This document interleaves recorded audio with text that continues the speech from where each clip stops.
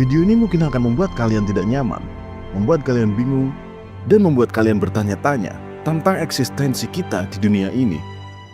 Kali ini kita akan membahas tentang bagaimana bumi yang awalnya hanyalah sebuah bola api raksasa, tanpa kehidupan, tanpa udara, tanpa harapan, bisa perlahan berubah menjadi tempat di mana kehidupan pertama kali muncul. Sebuah planet neraka yang dipenuhi gas beracun, hujan meteor, dan lautan lava membara, entah bagaimana menghasilkan satu hal yang tidak masuk akal: kehidupan. Sebuah penekanan di sini bahwa saya tidak akan masuk ke dalam perdebatan bagaimana teori evolusi bekerja, namun justru lebih dalam daripada itu. Pertanyaannya, bagaimana zat yang tidak hidup bisa tiba-tiba menjadi sesuatu yang hidup? Bagaimana sel pertama muncul di tengah kekacauan alam semesta? Apakah ini murni hasil reaksi kimia?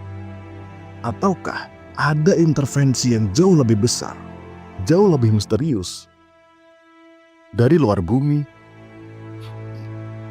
Selamat datang di VOD Indonesia, dan kita akan mempelajari lebih lanjut tentang salah satu misteri terdalam yang belum pernah benar-benar kita pahami: asal-usul kehidupan.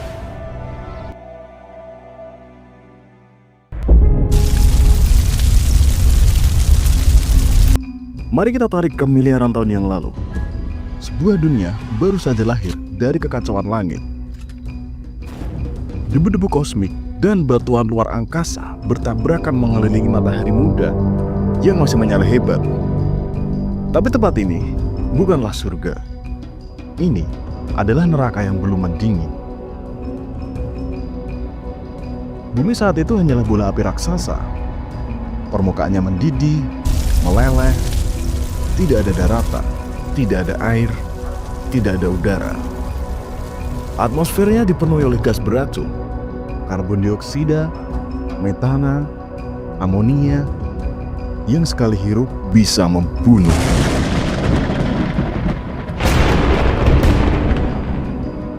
Namun waktu berjalan dan bahkan neraka pun bisa berubah.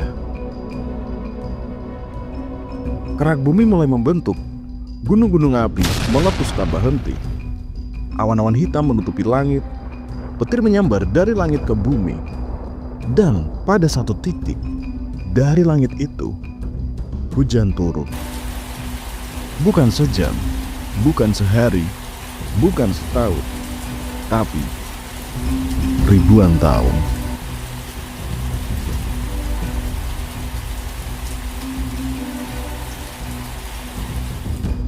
Tanah yang membara pun mulai mendingin. Kawah-kawah dalam terisi air. Lautan pertama kali lahir dari tetesan hujan purba yang tidak pernah berhenti. Lautan itu gelap, dalam, sepi. Tapi di dalamnya, sebuah keajaiban akan dimulai.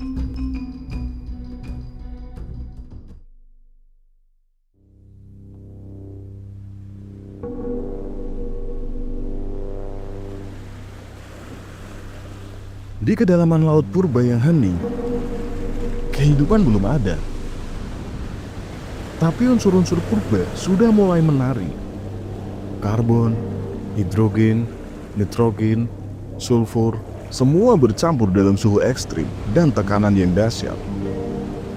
Petir menyambar, energi mengalir. Dari campuran itu, lahirlah molekul pertama yang menjadi dasar dari segala kehidupan: asam amino. Asam amino ini menyatu, membentuk rantai protein. Protein menjadi sistem. Hingga suatu titik yang tidak diketahui, molekul-molekul ini mulai bergerak, meniru, dan berkembang. Lalu, dari keheningan laut yang gelap, lahirlah sel pertama. Ia belum punya mata, tak punya otak, tapi ia hidup. Dan disinilah semua bermula.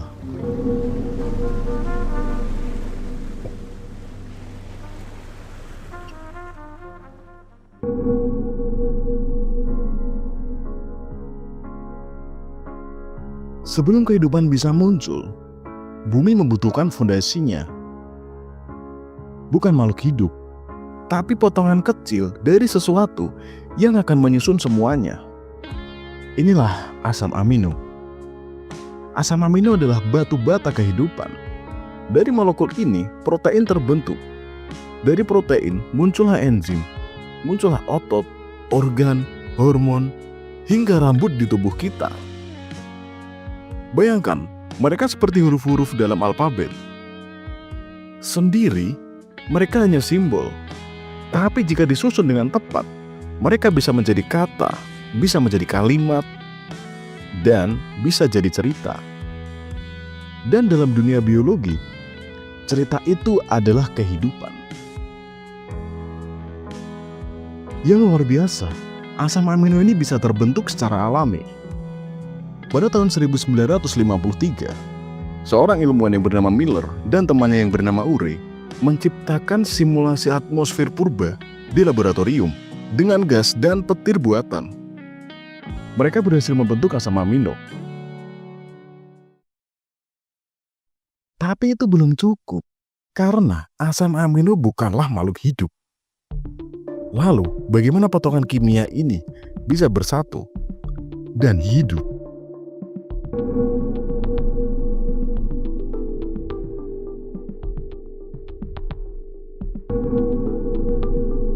Sains menyebutnya abiogenesis.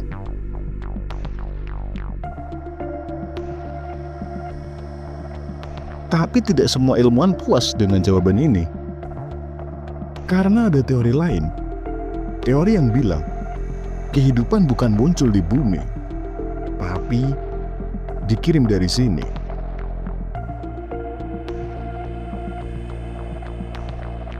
Nama teori ini adalah direct panspermia.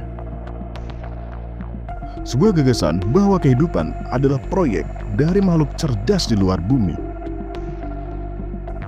Mereka mengirim mikroorganisme lewat komet, meteor, atau kapsul biologis yang belum bisa kita pahami dan belum bisa kita lacak.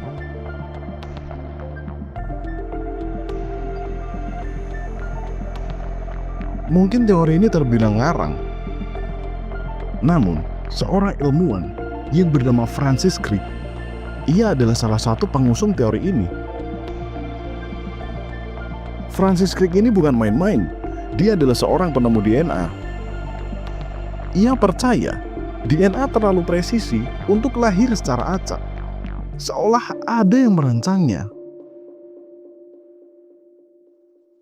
Dan jika itu benar, berarti kita mungkin bukan makhluk bumi. Kita hanya tinggal di sini. Kita adalah karya dari sesuatu yang jauh lebih besar.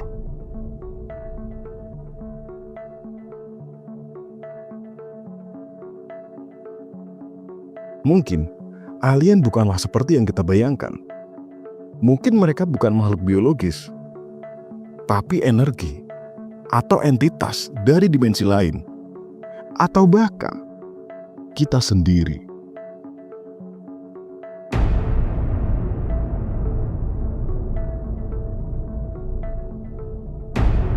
Ketika teori evolusi dan abiogenesis mencuat, banyak yang merasa gelisah. Agama dan sains seakan harus memilih kubu.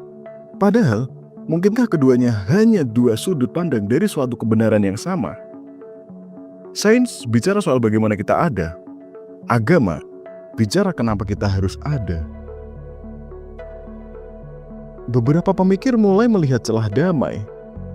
Mungkin evolusi bukanlah tandingan penciptaan, tapi justru jalannya. Bahwa Tuhan menciptakan sesuatu secara bertahap. Lewat hukum alam, lewat hukum kimia, lewat hukum sains yang Ia tentukan sendiri. Banyak ayat suci yang menggambarkan penciptaan manusia dari tanah, segumpal darah, hingga bentuk sempurna.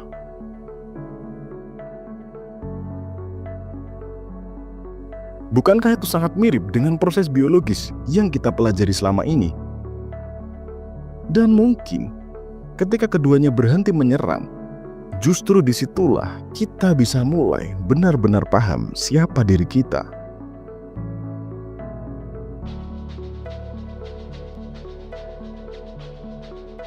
Dari bola api tak berbentuk, bumi menjadi rumah kehidupan.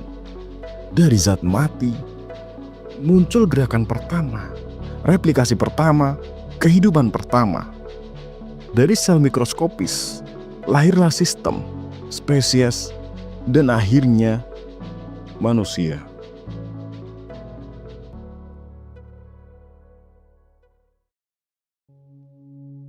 Tapi satu pertanyaan belum bisa dijawab. Bukan bagaimana kita hidup, tapi kenapa kita bisa hidup?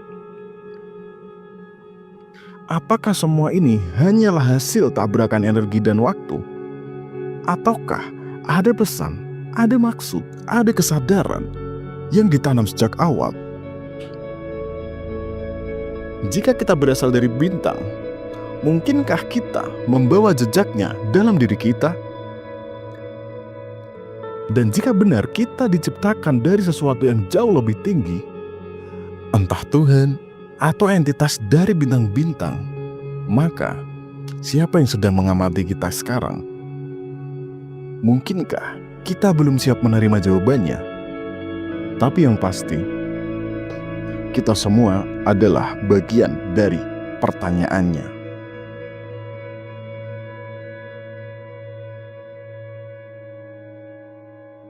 Saya RZ dari Vote Indonesia. Sampai jumpa.